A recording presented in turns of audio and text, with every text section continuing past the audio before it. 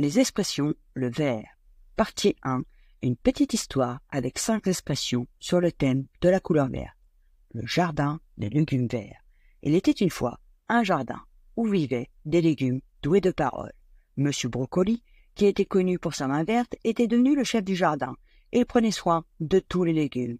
Un jour, une dispute éclata. Monsieur Haricot était vert de jalousie et il voulait une partie du jardin rien qu'à lui pour pouvoir cultiver ce qu'il souhaitait. Madame Courgette demanda à Monsieur Brocoli de donner son feu vert pour partager le jardin avec Monsieur Haricot. Malgré que Monsieur Brocoli fût vert de rage, il accepta.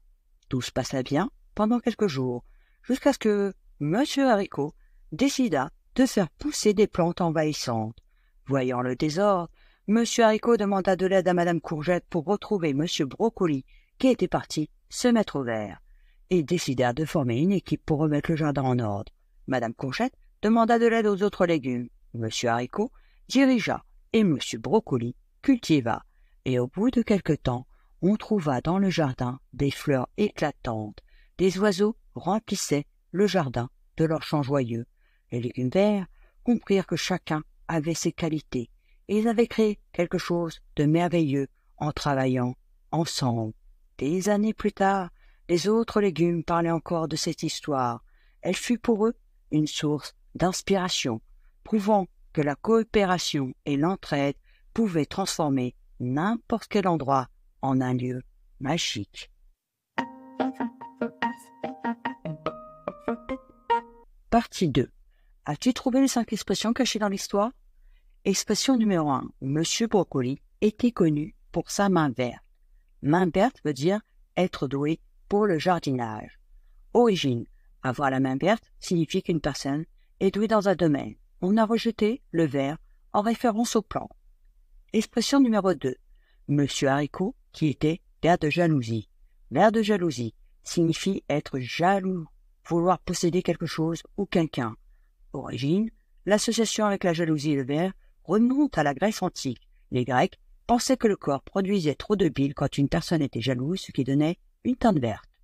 Expression numéro 3. Madame Courgette demanda à Monsieur Brocoli de donner son feu vert.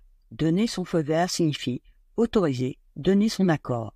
Origine, les premiers feux tricolores sont apparus en 1933 en France. Le feu rouge signale aux voitures qu'il faut s'arrêter, l'orange qu'il faut ralentir, et enfin le vert qu'il faut démarrer. On utilise alors la métaphore donner le feu vert à quelqu'un pour l'autoriser à démarrer, à faire quelque chose. Expression numéro 4. Monsieur Brocoli fut vert de rage. Vert de rage signifie être très en colère, furieux. Origine, expression familière qui fait référence aux origines de la médecine et au fait que la colère était associée à la vésicule biliaire. En latin, colère se dit choléra, qui produit un excès de bile. La bile étant de couleur verdâtre, cela donne naissance à l'expression être vert de colère puis être vert de rage. Expression numéro 5. Monsieur Brocoli qui était parti se mettre au vert. Se mettre au vert signifie aller se reposer à la campagne. Origine. Au XVIIe siècle, on a commencé à utiliser l'expression se mettre au vert à propos des animaux qu'on laissait brouter en liberté. Par exemple, Jean de La Fontaine l'utilisa dans la fable Le cheval et le loup. Un loup, dis-je, au sortir des rigueurs de l'hiver, aperçut un cheval qu'on avait mis au vert. C'est seulement au milieu du XIXe siècle qu'on a utilisé l'expression pour une personne cherchant du repos à la campagne.